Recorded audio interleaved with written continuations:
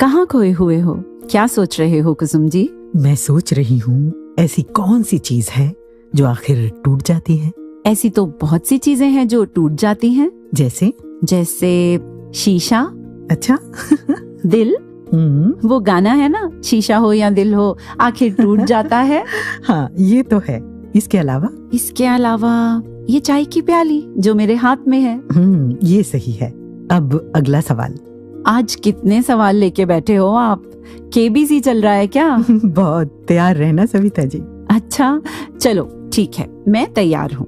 तो बताइए ऐसी कौन सी शय है जो यहीं आपके सामने है, आपकी है, लेकिन आपको दिखाई नहीं दे रही।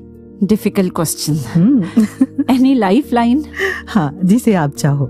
मेरी लाइफ लाइन तो आप हो। अच्छा तो अब आप बताओ वो कौन सी चीज है जो टूट जाती है, जो आपके सामने है, आपकी है और आपको दिखाई नहीं दे रही। मेरा सवाल मुझसे ही। यस, और आपका समय शुरू होता है अब। जी, तो यहाँ पर ये जो आपके हाथ में चाय की प्याली है, ये बॉडी यानी शरीर की सिंबॉलिक है। और जो इसमें चाय है ना, इसकी पत्तियां दिखाई नहीं दे रही, ये जिंदगी की। तो मुझे लगता है कि जवाब होना चाहिए एक प्याली जिंदगी। आपको क्या लगता है? एक प्याली जिंदगी? जी, इंटरेस्टिंग। तो आज हम इसी पर चर्चा करें वॉइस डिवाइन के इस एपिसोड में। क्यों नहीं, प्याली भी है, प्याली में चाय भी है और आपका साथ भी। तो हो जाए एक प्याली जिंदगी। हो जाए।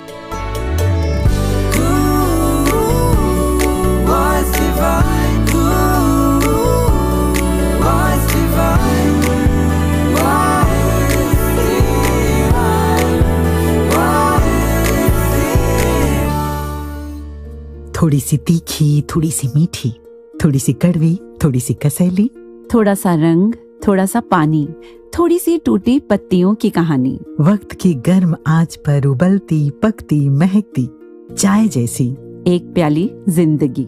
एक प्याली जिंदगी। अच्छा ये बताइए सविता जी कि ये जो एक प्याली जिंदगी है, ये चाय जैसी कैसे है? आपको क्या लगता है? मुझे लगता है जैसे सबकी अलग अलग जिंदगी है, जिसे सब अपने अपने तरीके से जीते हैं। जी। Everyone has different choices, different likes, dislikes and different ways of living. ऐसे ही चाय में भी सबके अपने अपने टेस्ट हैं। जैसे किसी को स्ट्रॉन्ग चाय अच्छी लगती है तो किसी को लाइट। कोई बिल्कुल गर्म चाय पीता है तो कोई बिल्कुल ठंडी, जैसे मेरी मम्मा। वैसे आजकल तो बहुत लोग ग्रीन टी पे भी आ गए हैं। कोई कोई लेमन टी भी पी लेता है, जैसे मैं। जी, और कोई चाय कम कॉफी ज्यादा पीता है, जैसे मैं। जी। और हाँ, जितने अलग अलग फ्लेवर हम इसमें मिक्स करते जाते हैं उतनी ही अच्छी बनती है चाय और जिंदगी शानदार। एक और बात है, चाहे तो हम अपनी जिंदगी को या चाय को टेस्टी और हेल्दी बना लें, और चाहे तो अनहेल्दी, और चाहे तो जी लें, चाहे तो बर्बाद कर दें, है ना? सही कहा। मिली तो सच में जिंदगी एक प्याली चाय की तरह थी, जी, जिसे इत्मीनान से एक एक सिप करके पीना था। मतलब हर पल को जीना था। पर अफसोस ऐसा हुआ नहीं। वैसे मैं अपनी बात कर रही हूँ। जी। मुझे याद है उस दिन जब बारिश हो रही थी तो पड़ोस के घर का एक छोटा बच्चा अपनी बैल्कनी में खेल रहा था। अच्छा। वो बार बार बैल्कनी की ग्रिल के पास आता जहाँ से बारिश की छींटें उसके मुंह पे पड़ती, और वो ताली बजा के जोर से हंस के उछलते हुए कहता, मेरे मुंह पे पानी आ रहा है। फिर बौछार आती, फिर वो खिलखिला के हंसता। इतना खुश था वो, जैसे पता नहीं उसे दुनिया की कौन सी चीज मिल गई। उसे देख के ना मन में कई सवाल आए। सवाल कौन से? जैसे कोई इतनी सी बात के लिए इतना खुश कैसे हो सकता है? ये इतनी छोटी छोटी चीजें, रंग, पानी, मिट्टी, इसको इतना मजा कैसे देती हैं? वाह। और मैं ऐसी क्यों नहीं? मुझे क्यों लोगों की इतनी परवाह है? ये मेरा दिमाग, इसने इतना भार क्यों ढो रखा है? मेरी वो बच्चों वाली मस्ती, वो बेपरवाही कहाँ खो गई है? हाँ, हम भी बचपन में ऐसा ही किया करते थे ना, छोटी छोटी चीजों से कैसे खुश हो जाया करते थे। जी। अभी कुछ दिन पहले मैंने यमुना के पुल से जब गाड़ी गुजर रही थी तो देखा कि एक 8-9 साल की अकेली बच्ची, जिसके पैरों में चप्पल भी नहीं थी, कपड़े भी फटे थे, तो वो अपनी ही मस्ती में डांस कर रही थी। उसके आसपास कोई था भी नहीं, बिना किसी वजह के, बिना किसी मतलब के। अच्छा। जी। और मैं भी अक्सर ऐसा सोचती हूँ सविता जी कि हम बड़ों की बेमतलब की, बेवजह की वो खुशियां आखिर कहाँ चली जाती हैं? हमारी खुशियां ना बंध जाती हैं, जुड़ जाती हैं लोगों के साथ, चीजों के साथ, परिस्थितियों के साथ, इच्छाओं के साथ। और जैसे जैसे ये सब बदलते हैं, क्योंकि ये तो 100% बदलेंगे ही बदलेंगे जी, तो बस हमारे मन की अवस्था भी साथ साथ बदलती रहती है, क्योंकि हम तो डिपेंडेंट है ना इन पे, पर बच्चे नहीं हैं। जी। और इसके अलावा सविता जी, हमने बहुत सारी चीजें ओढ़ी हुई होती हैं कि लोग क्या कहेंगे, कहीं ऐसा ना हो जाए, कहीं वैसा ना हो जाए। झूठी इज्जत का भी सवाल आ जाता है और उम्र भी मैटर करने लग जाती है ना? करेक्ट। और कई बार आदतें भी इतनी सख्त हो जाती हैं कि हम उस जीने के पैटर्न को बदलना ही नहीं चाहते। और बहुत बार तो कुसुम जी हम वेट ही करते रह जाते हैं कि जब परिस्थितियां हमारे अनुसार होंगी, जब चीजें हमारे अकॉर्डिंग बदलेंगी, तब हम जिएंगे। और इस सब में जिंदगी की चाय कब ठंडी होके खराब हो जाती है पता भी नहीं चलता। जैसे वो गिलहरी और अखरोट की कहानी। कौन सी कहानी? मैं बताती हूँ। मैंने पढ़ा, एक गिलहरी जो रोज कड़ी मेहनत से अखरोट जमा करती, सोचती थी कि एक दिन वो फुर्सत से उन्हें खाएगी। वो आसपास दूसरी गिलहरियों को जब खेलते, हंसते, जीते देखती तो उसकी भी इच्छा होती कि काश कि मैं भी ऐसी जिंदगी जी पाती। लेकिन फिर उसकी आंखों में ढेर सारे अखरोट जमा करने का सपना तैरने लगता। वो फिर से अपने काम में लग जाती। तो क्या उसने बहुत सारे अखरोट जमा किए? सालों की कड़ी मेहनत के बाद उसने अखरोट का भंडार जमा कर लिया। लेकिन अफसोस, जब वो खाने बैठी तब उसके दांत कमजोर हो चुके थे। अब वो उन अखरोटों को नहीं खा सकती थी। ओह, सच में जिंदगी जीने का कोई विशेष समय या निर्धारित दिन थोड़े ही होता है जी। जिंदगी तो हर पल जीनी होती है ना कुसुम जी? हाँ जी। चलो हम भी जिएं अपने इस पल को, अभी एक दूसरे के साथ, चाय के साथ और अपने श्रोताओं के साथ। जी हाँ, और इस चाय में, इस पल में घोल लेते हैं प्यार का रंग। वो प्यार जिसका जिक्र सद्गुरु बाबा हरदेव सिंह जी महाराज संपूर्ण हरदेव वाणी के इस शब्द में करते हैं। प्यार बिना ये जीवन भाई क्या जीवन कहलाएगा।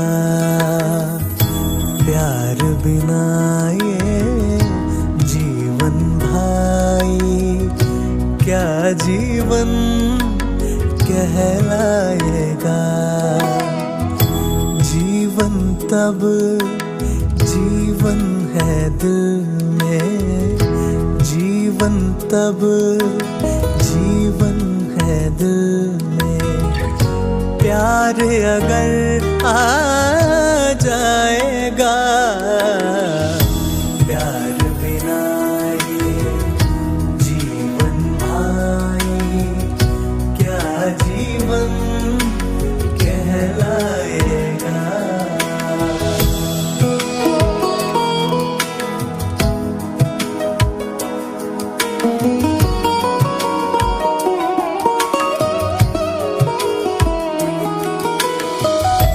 जब जब भी इंसाने जग में प्यार से नाता तोड़ा है, जब जब भी इंसाने जग में प्यार से नाता तोड़ा है, यही समझ लेना इंसाने, यही समझ लेना इंसाने। तब तब जीना छोड़ा है, प्यार बिना ये जीवन भाई क्या जीवन कहलाएगा।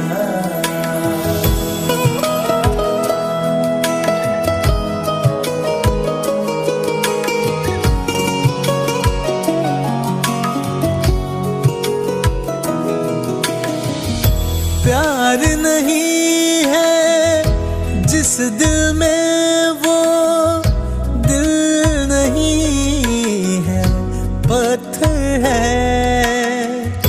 प्यार नहीं है जिस दिल में वो पत्थर है, प्यार से जो भरपूर है रहता, प्यार से जो भरपूर है रहता, वो दिल पूजा का घर है। प्यार बिना ये जीवन भाई क्या जीवन कहलाएगा।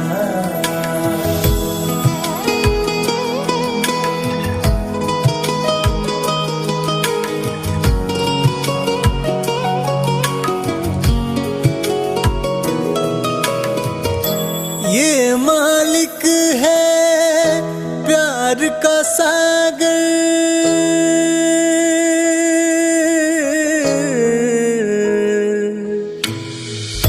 ये मालिक है प्यार का सागर, इससे जो जुड़ जाएगा। ये मालिक है प्यार का सागर, इससे जो जुड़ जाएगा। कहे हर देवना कभी प्यार से, कहे हर देवना कभी प्यार से, वंचित वो रह पाएगा। प्यार बिना ये जीवन भाई क्या जीवन कहलाएगा। प्यार बिना ये जीवन भाई क्या जीवन कहलाएगा। क्या जीवन कहलाएगा।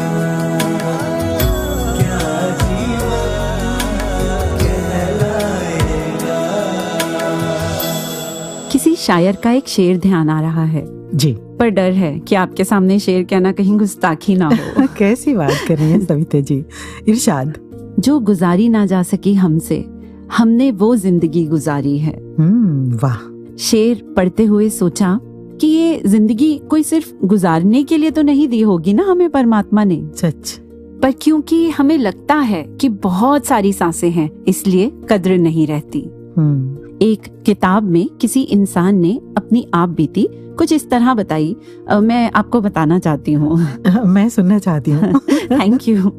कहते हैं कि मैंने अपनी जिंदगी का सबसे बड़ा सबक 276 फुट गहरे पानी में सीखा। 276 फुट? जी, 276 फुट पानी। और उन्होंने कहा कि हम 88 लोग एक सबमरीन पनडुब्बी पर सवार थे जी। युद्ध के दिन थे और दुश्मन देश की वॉरशिप ने अचानक हम पर हमला कर दिया। हमने छुपने के लिए सभी दरवाजों पे ताले लगा लिए। हमें कहा गया अंदर के पंखे, कूलिंग सिस्टम, इलेक्ट्रिसिटी सब बंद कर दो, जिससे अंदर का तापमान 100 डिग्री से भी ज्यादा हो गया। 100 degree? Yes, can you imagine. और वो कहते हैं कि 100 डिग्री में भी मुझे ठंड लग रही थी, मेरे दांत किटकिटा रहे थे क्योंकि सामने मौत दिखाई दे रही थी। लगा अब नहीं बचूंगा। कहते हैं आंखों के सामने पूरी जिंदगी की तस्वीर घूम गई। वो सारी छोटी छोटी बातें याद आ गईं जिनकी मैं हमेशा चिंता करता था। कम तनख्वाह, किराए का घर, मेरे चेहरे के घाव का निशान, कोई अपमानजनक टिप्पणी, वो घरेलू झगड़े। कहते हैं जो बातें मुझे कभी इतनी बड़ी लगती थी, जिन्होंने मुझे कभी चैन से जीने नहीं दिया, उस पल में जब दुश्मनों का जहाज हम पर गोले बरसा रहा था, वो बेहद छोटी, बचकानी और मूर्खतापूर्ण लग रही थी। कहते हैं उसी समय मैंने ये संकल्प किया, अगर कल सूरज और तारों को दोबारा देख पाया तो फिर कभी चिंता नहीं करूंगा, कभी नहीं, कभी नहीं। क्योंकि अब मैं ये समझ चुका था कि हम सबके पास इस धरती पर लिमिटेड ही टाइम है, इसलिए उस लिमिटेड टाइम को कम से कम मैं इन बेकार की शिकायतों और ओवर थिंकिंग में तो बिल्कुल नहीं लगाऊंगा। सच। छोटी छोटी बातों के लिए ये जिंदगी बहुत छोटी है। और कमाल है ना सविता जी, वो ये बताने के लिए जिंदा तो बच गए, है ना, बच गए कि मौत को सामने देखा और जिंदा बच गए, उस फीलिंग को बताने के लिए जो उन्होंने उस वक्त महसूस की। जी।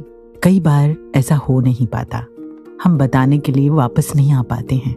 एक डॉक्टर का इंटरव्यू देखा जिसमें वो कह रहे थे कि उन्होंने आईसीयू में काम करने के दौरान देखा कि एक बुजुर्ग जो अपनी जिंदगी के अंतिम पड़ाव पर थे रो रहे थे। ओह। तो डॉक्टर ने पूछा क्या हुआ, क्यों रो रहे हैं? तो उन्होंने जवाब दिया, मुझे मेरी पूरी जिंदगी दिखाई दे रही है, मेरे सामने घूम रही है। मुझे महसूस हो रहा है कि मुझे जो करना चाहिए था वो नहीं किया और जो नहीं करना चाहिए था वो किया। तो डॉक्टर ने पूछा क्या किया? तो उन्होंने कहा अपमान किया, बुरा बर्ताव किया, जो नहीं करना चाहिए था। जी। तो डॉक्टर ने पूछा क्या करना चाहिए था? तो बोले मेरे पास पैसा, पावर, पोजीशन सब था, मैं बहुत लोगों की मदद करके दुआएं ले सकता था, नहीं किया। डॉक्टर ने कहा क्यों नहीं किया? तो वो बोले ईगो बहुत था, मजा आता था दूसरों को तकलीफ देने में। आज याद आ रहा है कि मैंने अपनी पूरी जिंदगी वेस्ट कर दी। और फिर वही आपका शेर कि जो गुजारी ना जा सकी हमसे, हमने वो जिंदगी गुजारी है। वाकई बहुत सारी चीजें हैं जो हमें जीने से रोकती हैं। चलिए अब अपने कुछ श्रोताओं से भी जानते हैं कि ऐसी कौन सी चीजें हैं उनकी जिंदगी में जो उन्हें खुल के जीने से रोकती हैं। सुनते हैं। धन्यकार जी, मेरा नाम रोशन सनी है, मैं लखनऊ से हूँ। हाँ, ऐसी बहुत सारी चीज़ें हैं जो हमें ज़िंदगी जीने से रोकती हैं। इसमें सबसे बड़ा हमारा अपना डर वो रोकता है। जब हम कुछ नया करने का सोचते हैं तो हमारे मन में ख्याल आ जाते हैं कि क्या मैं ये कर पाऊँगा, या फिर समाज का डर रहता है कि समाज क्या कहेगा। इस वजह से कई सारी चीज़ें हम नहीं कर पाते हैं। जब मुझे लगा कि मुझे भी तबला सीखना चाहिए तो मैंने अपने घर पे सभी को बताया कि मुझे तबला सीखना है। बड़े भाई ने तो सपोर्ट किया, पर मम्मी और दादी ने मना करते हुए कहा कि तुम तबला सीख के क्या करोगे, इससे क्या ही होगा, कुछ करियर पर ध्यान दो। और मेरे दोस्तों ने भी कहा कि क्या कर रहे हो तुम, इस तबले के पीछे ध्यान दो अपने करियर पर। पर मुझे लगता था कि कुछ मेरा छूट रहा है। पर मैंने एक दिन हिम्मत जुटाई और मैंने नीमा में रजिस्ट्रेशन कराया लखनऊ में, और आज तबला भी सीख रहा हूँ। बहुत अच्छा लगता है तबला सीख के। धन्यकार जी। धन्यकार जी, I am Samita from Gurugram. एक ऐसी चीज़ जो दासी अपने लिए फील करती है कि जो मुझे खुल के जीने से रोकती है, वो है fear of change. Deep down, I have the desire to grow and do things differently and make choices that truly align with what I want. But the uncertainty that comes with change often holds me back. अपने comfort zone से बाहर जाना थोड़ा risky feel होता है, especially when I consider my family, professional commitments and other responsibilities I carry. और यही reason है कि I took so long to apply for a position within my organization, which was having bigger responsibilities. Thinking in mind कि थोड़ा बच्चे बड़े हो जाएं, अपनी studies में settle हो जाएं, then I'll go ahead with this one. I chose stability over risk, even when I knew something better might be waiting beyond my self-imposed limits. धन्यकार जी। धन्यकार जी, मैं रोमा पवार, हिमाचल प्रदेश से। मेरी उम्र अब तो 57 साल की हो गई है, लेकिन मुझे आज भी याद है जब मेरी शादी हुई थी। उसी टाइम मेरा ग्रेजुएशन का रिजल्ट भी आया और मेरे एक एग्जाम में कम नंबर आए थे। मैंने उस एग्जाम को दोबारा देना चाहा और नए परिवार में अपनी जिम्मेदारियों को निभाते हुए अपने एग्जाम की तैयारी भी शुरू कर दी थी। लेकिन जब भी स्टडी करने बैठती तो कुछ थॉट्स मन में आने लगते कि कहीं जिम्मेदारियों के चलते मम्मी पापा जी को मेरा ऐसा स्टडी करना बुरा ना लग जाए। और मैंने इसी सोच से अपनी स्टडी को प्रायोरिटी लिस्ट से हटाकर कब आखिर में रख दिया पता ही नहीं चला, जबकि मुझे मम्मी पापा जी ने स्टडी करने से कभी नहीं रोका था। फिर कुछ समय बाद एक जॉब इंटरव्यू देने का मौका मिला और जब वहां मेरी क्वालिफिकेशन पूछी गई तो मुझे 12th ही बतानी पड़ी, क्योंकि ग्रेजुएशन का वो एग्जाम मैं क्लियर ही नहीं कर पाई थी। कुछ समय बाद निरंकार की कृपा से मेरी गवर्नमेंट जॉब भी लग गई, लेकिन साथ ही मुझे एहसास भी हुआ कि जिस सोच के कारण मैं बीते लम्हों को खुलकर नहीं जी पाई थी, उस सोच को अपनी तरक्की के रास्ते में अब नहीं आने दूंगी। धन्य निरंकार जी। कुसुम जी कहते हैं एक खुशनुमा जिंदगी के लिए 3 चीजें बहुत जरूरी हैं। कौन कौन सी? पहला सकारात्मक दृष्टिकोण, दूसरा शारीरिक और मानसिक स्वास्थ्य और तीसरा मजबूत रिश्ते। जी। तो रिश्तों की बात से ध्यान आया, अभी हाल ही में मैंने एक बहुत इंटरेस्टिंग फिक्शनल वेब सीरीज देखी, तो जिसमें पीढ़ियों से चला आ रहा एक फैमिली कर्स दिखाया गया। कर्स? जी, जिसके अनुसार उस परिवार की कोई भी लड़की जिससे भी शादी कर रही है, अगर वो उसका रियल सोलमेट नहीं है तो शादी वाले दिन ही उस लड़की यानी दुल्हन की मृत्यु हो जाती है। और अगर वो उसका रियल सोलमेट है तो रिश्ता आगे बढ़ता है। कमाल है। अब ये कैसे पता चले कि कौन सोलमेट है? वैसे फिर क्या हुआ? फिर ये हुआ कि उस फैमिली में जो भी नेक्स्ट जनरेशन आती, वो अपने फियांसे या लवर को टेस्ट ही करते रहते कि कहीं वो चीट तो नहीं कर रहा, कुछ छुपा तो नहीं रहा, झूठ तो नहीं बोल रहा। और हर बात पे उनको जज करते रहने की वजह से उनमें इतनी लड़ाइयाँ होती कि रिश्ता तो शादी से पहले ही टूट जाता।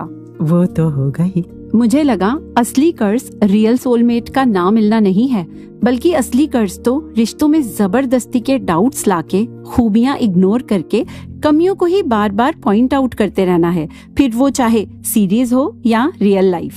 सच। एक इतना प्यारा कोट है, I saw that you were perfect so I loved you, then I saw that you were not perfect and I loved you even more. Wow. वैसे परफेक्ट ना तो इंसान होते हैं और ना ही रिश्ते। ये हम पर डिपेंड करता है कि हम किस तरह से निभाने की कोशिश कर रहे हैं, है ना? बिल्कुल। बात जब रिश्तों को निभाने की चल रही है तो मुझे लगता है पति पत्नी का रिश्ता एक ऐसा रिश्ता है जिसमें एक दूसरे के साथ जीवन का सबसे ज्यादा समय बिताना होता है।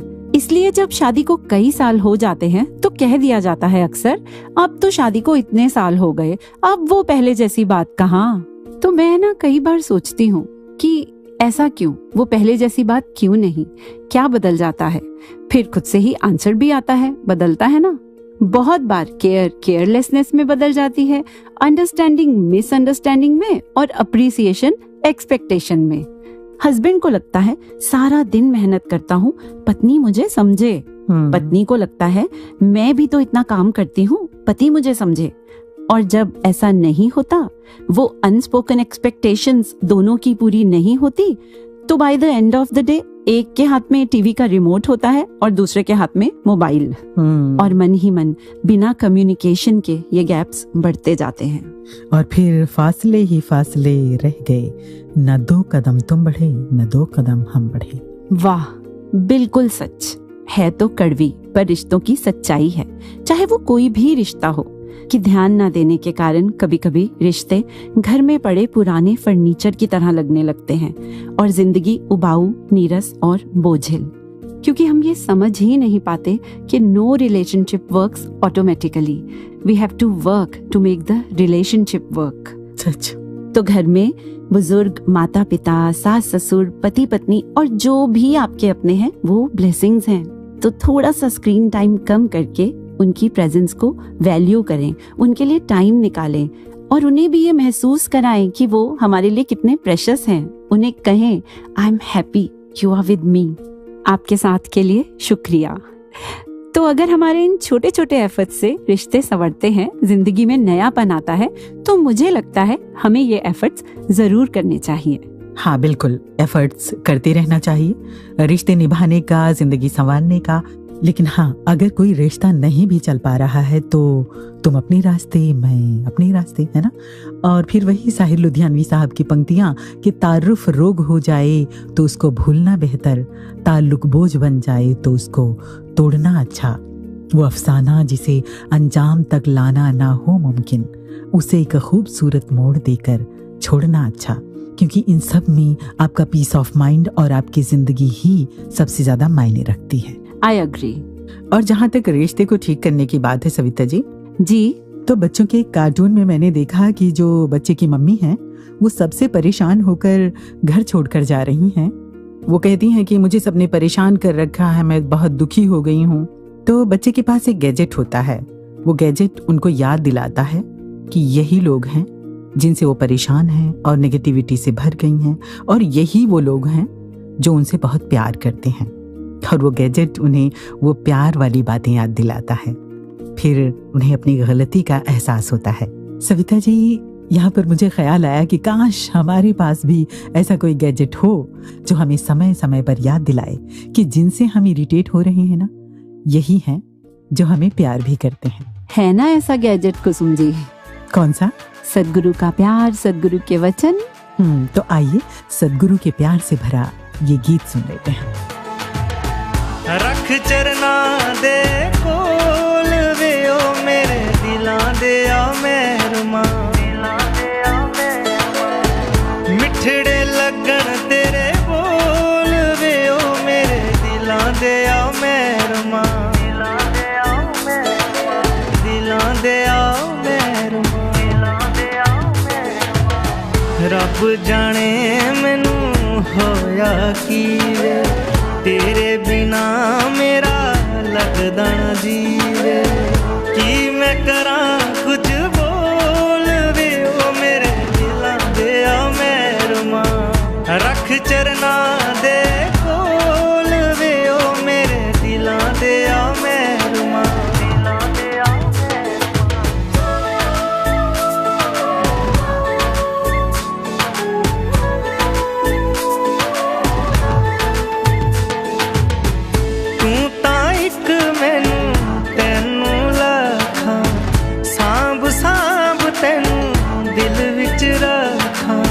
तेरे जिहाना कोई होर वे ओ मेरे दिलां दे आ मेहरमा,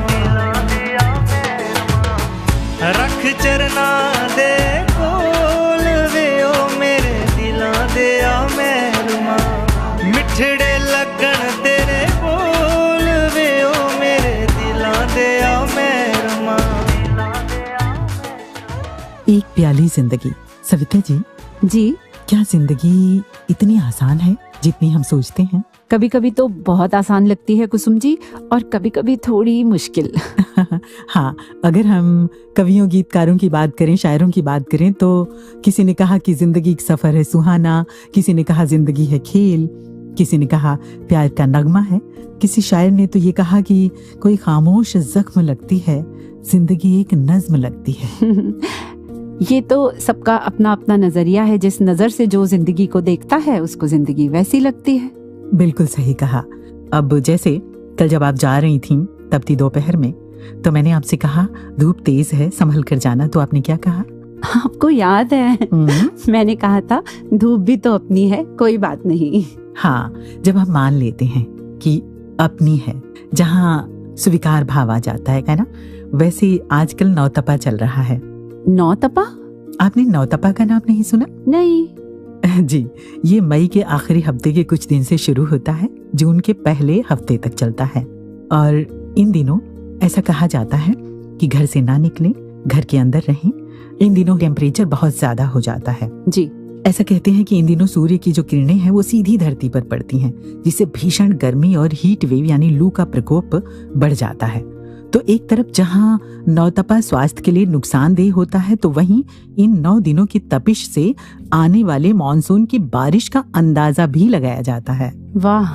हाँ, यानी कि जितना ये मौसम इन दिनों तपेगा, जमीन तपिश में जलेगी, उतनी ही ज्यादा अच्छी बारिश होगी। क्या बात है!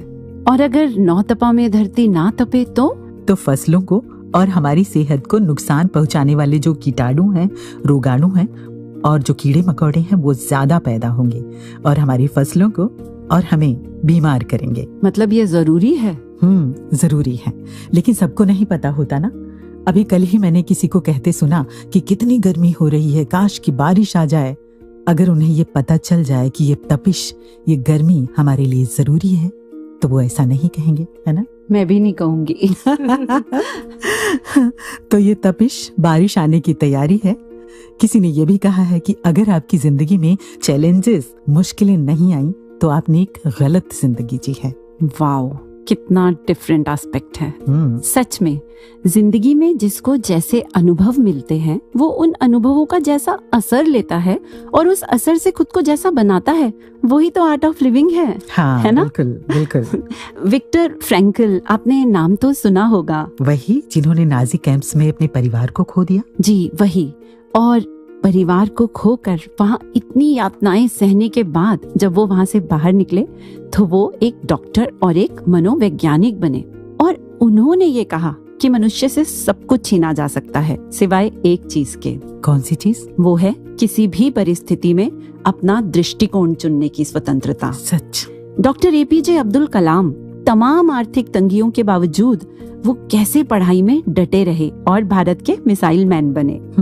नेल्सन मंडेला, रंग भेद के खिलाफ लड़ाई में उन्होंने अपने जीवन के कुसुमजी 27 साल जेल में बिताए। 27 साल। फिर भी अपने मन में कोई कड़वाहट, कोई बदले की भावना नहीं आने दी और दक्षिण अफ्रीका के पहले अश्वेत राष्ट्रपति बने। अब्राहम लिंकन, कहते हैं उनका जन्म एक लकड़ी के कैबिन में हुआ था। छोटी सी उम्र में माँ नहीं रही, संघर्षमय बचपन, बड़े होकर बिजनेस में लॉस, कर्जा, बार बार चुनाव हारना, यही नहीं 4 में से 3 बेटों की छोटी सी उम्र में मृत्यु। वो आगे चलकर अमेरिका के महान राष्ट्रपति बने। पता है, इन सब के बारे में जब पढ़ती सुनती हूँ ना तो ये ख्याल आता है ये सब भी तो हमारी तरह इंसान ही थे। बिल्कुल। फर्क बस इतना है कि इन्होंने कभी हालातों से हार नहीं मानी और अपने जीवन के अर्थ और उम्मीद को नहीं छोड़ा, क्योंकि ये सिर्फ अपने लिए नहीं जिए बल्कि ऐसे उद्देश्य के लिए जिए जिससे पूरी मानवता का भला हो सके। सच। पता है, फेमस साइकोलॉजिस्ट कार्ल यंग ने कहा था, मेरे पास आने वाले 1/3 मरीज न्यूरोसिस, डिप्रेशन से पीड़ित नहीं है बल्कि अपने जीवन की अर्थहीनता और खालीपन से पीड़ित हैं। तो जब हमारे पास लाइफ में पर्पस होता है ना तो अपने आप अननेसेसरी चीजों में हमारा ध्यान ही नहीं जाता। किसी ने कितनी सुंदर पंक्तियां लिखी हैं, अगर आप पहाड़ी की चोटी पर देवदार नहीं हो सकते तो घाटी में झाड़ी ही सही पर बनो। सबसे बढ़िया झाड़ी नदी किनारे की। अगर आप झाड़ी नहीं बन सकते तो घास ही बनो और किसी राजमार्ग को खुशनुमा बनाओ। अगर आप राजमार्ग नहीं बन सकते तो पगडंडी ही सही। अगर आप सूरज नहीं बन सकते तो तारा ही सही, पर बनो। आप जो भी हो, जैसे भी हो, उसी में सर्वश्रेष्ठ बनो, क्योंकि जीवन एक ही बार मिलता है। सच में कितनी प्यारी प्यारी बातें आपने कही। और मैं सोचने लगी कि वास्तव में अगर कोई जिंदगी का उद्देश्य तलाशना ही चाहे तो उसे मिल जाता है। बिल्कुल मिलता है। और इसी तरह से जो हमारे गुरु पीर हुए हैं, महापुरुष हुए हैं, उन्होंने भी किस तरह से मानवता की सेवा को अपना उद्देश्य बनाया और आगे चल के हमारे दिलों में उन्होंने जगह बनाई और हमारे मार्गदर्शक बने। बिल्कुल। जिंदगी की कुछ ऐसी ही सीख दे रही हैं हमारे रंगमंच के ये प्यारे प्यारे कलाकार।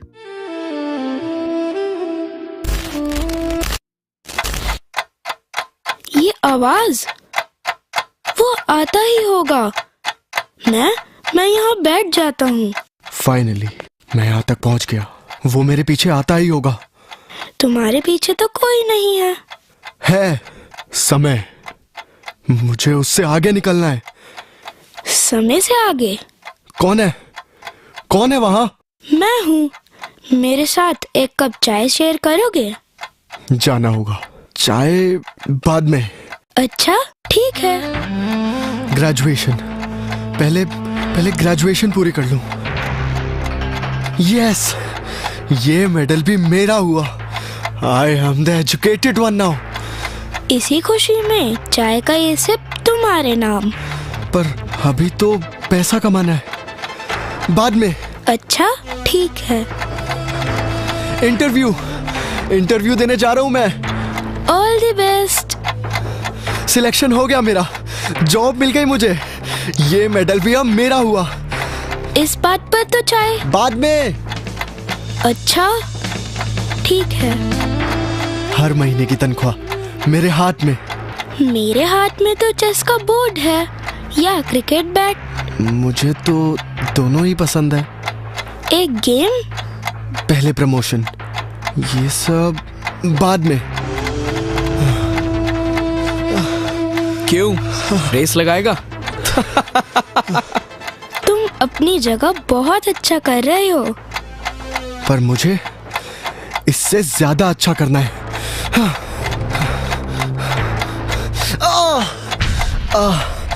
नहीं नहीं, मैं फेल नहीं हो सकता, मैं गिर नहीं सकता। इट्स ओके, कभी कभी एग्जाम में मार्क्स कम आ जाते हैं, तुम हमेशा ही स्टार्ट कर सकते हो। थक सा रहा हूँ, क्या एक घूंट। पूरी चाय तुम्हारी ही है, तुम ब्रेक ले सकते हो। टाइम से शादी भी तो करनी है। नहीं, बाद में। अच्छा ठीक है। तुम्हें जानकर खुशी होगी, मेरी बेटी हुई है। फिर तो बहुत अच्छा है ना, पूरी फैमिली के साथ ही। आओ एक कप चाय। Nice plan. हाँ रुको, थोड़ा इकट्ठा कर लूं पहले, बेटी की पढ़ाई भी तो है। अब क्या बचा है? बेटी की विदाई। मैं आ गया। एक रिश्ता सा जुड़ गया है तुमसे। पता नहीं कौन हो तुम, पर आज मैं आ गया। वैसे तो बहुत बोलते हो, आज नहीं बोलोगे कुछ? बोलो क्या हुआ? बोलते क्यों नहीं? आज मैं भी तो देखूं। हो कौन तुम?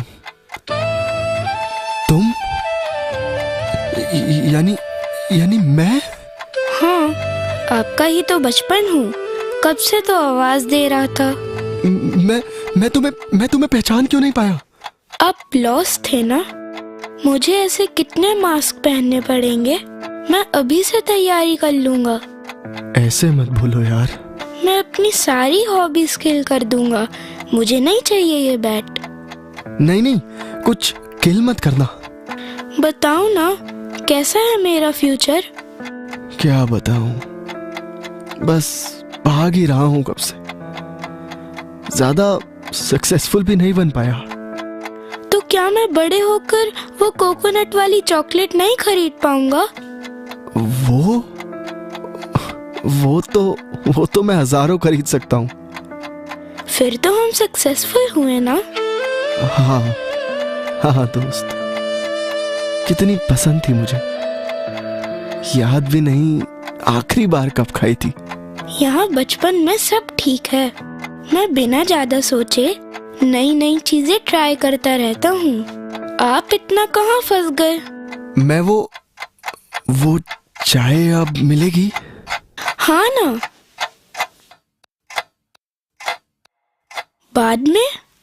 बाद में चाय ठंडी हो जाती है, बाद में फूल मुरझा जाते हैं, बाद में दिल नहीं करता, बाद में भैया कौन कहाँ क्या इकट्ठा कियो, बाद में कुछ नहीं, बस हर पल यहाँ जी भर जियो।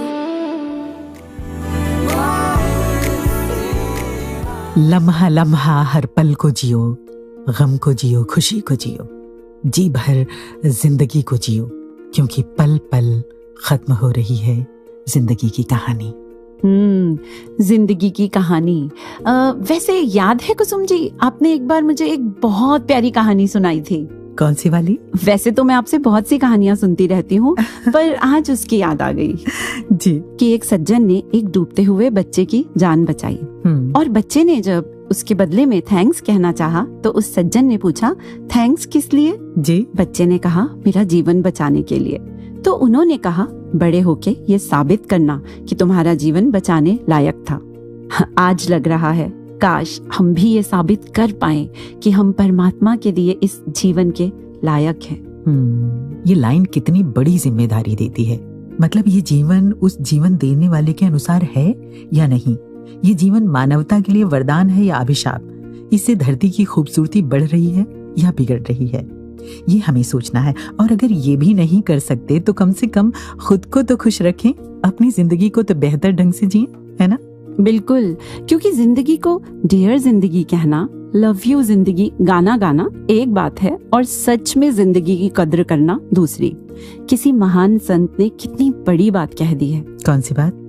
I promise myself to enjoy every minute of the day that is given to me to live. क्या बात है, बहुत खूब। निदा फाजली साहब ने क्या खूब लिखा है कि दरिया हो या पहाड़ टकराना चाहिए, जब तक न सांस टूटे जिए जाना चाहिए। क्या बात है। यूं तो कदम कदम पर है दीवार सामने, कोई ना हो तो खुद से ही उलझ जाना चाहिए। खुद से? हाँ, खुद से। कैसे? अपने को जाने, अपने को संवारे, अपने को समझे। When we are no longer able to change a situation, we are challenged to change ourselves. तो जिंदगी में कुछ भी बदले, कुछ भी हो जाए, पर जब तक ये सांसें चल रही हैं, there is always hope. बिल्कुल। कहते हैं ना, जान है तो जहान है। तो अगर जिंदा हैं, तो किस बात की चिंता? क्या खुश रहने के लिए ये काफी नहीं कि जिंदा है? और मैं मानती हूँ कि जिंदगी हमेशा कोई खुश रहने के कारण नहीं देती, पर हमें तो मिला है ना ये कारण हमारे सदगुरु से। जी। एक बार सोल वाइब्स के एक एपिसोड में बड़ा प्यारा एग्जाम्पल सुना कुसुम जी। कौन सा, बताइए ना। एक बार संगत में किसी ने एक बच्चे से एक सवाल किया, what is happiness? Is happiness having lots of toys, having lots of things? क्योंकि वो बच्चा था। But the child said no, happiness is spending time with the people close to you. अब ये अपने आप में ही इतना डीप आंसर था एक छोटे बच्चे के मुंह से, but he further added, you know who is the closest to you? हाँ। उन्होंने कहा कौन? He said God, Nirankar. So real happiness is spending time with Nirankar, because Nirankar is the closest to you. कितने सिंपल से वर्ड्स में उस बच्चे ने ये समझा दिया कि असल में यही हैप्पीनेस एक्सपीरियंस करने के लिए तो हमें ये एक प्याली जिंदगी मिली है। यकीन है। और इसी में इसकी सार्थकता और पूर्णता भी है। सच में। जब जिंदगी देने वाले निरंकार का पता हो और जिंदगी चलाने वाले सदगुरु ने हाथ थामा हो, तो अपने आप जिंदगी की गाड़ी एक राइट ट्रैक, राइट डायरेक्शन में चलने लगती है। सच में। और दिल कह उठता है, क्या? तू है तो दिल धड़कता है, तू है तो सांस आती है, तू ना तो घर घर नहीं लगता, तू है तो डर नहीं लगता। क्या बात है। तो जिनके होने से ये दिल धड़कता है, सांस चलती है, जिनके होने से जिंदगी जिंदगी लगती है, आइए उन्हीं के वचनों से जुड़ते हैं। और इससे पहले हमें दीजिए इजाजत। नमस्कार, धन निरंकार। जब जीवन इतना सहज हर कोई जी सकता है, तो फिर भी मन में ये ठहराव क्यों नहीं आता?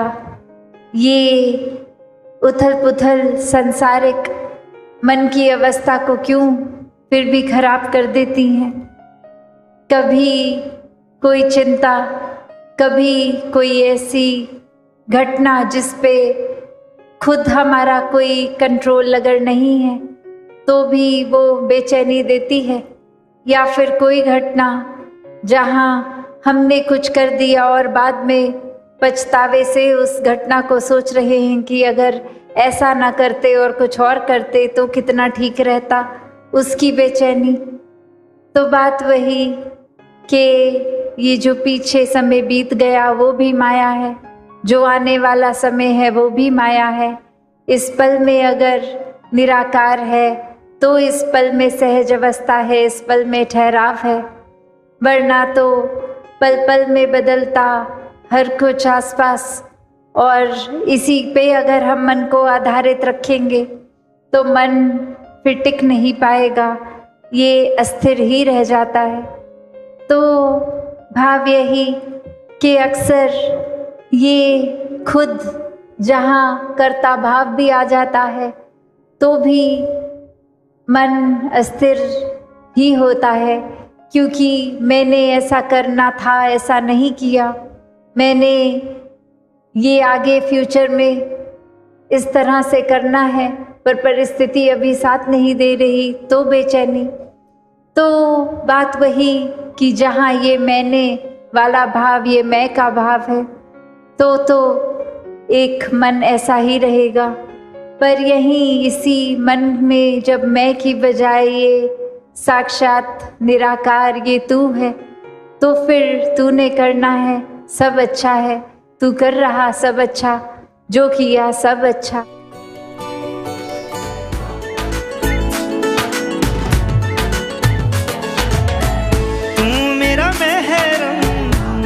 तेरी दासी, तेरी दीद दी हर दम प्यासी, बस अखियां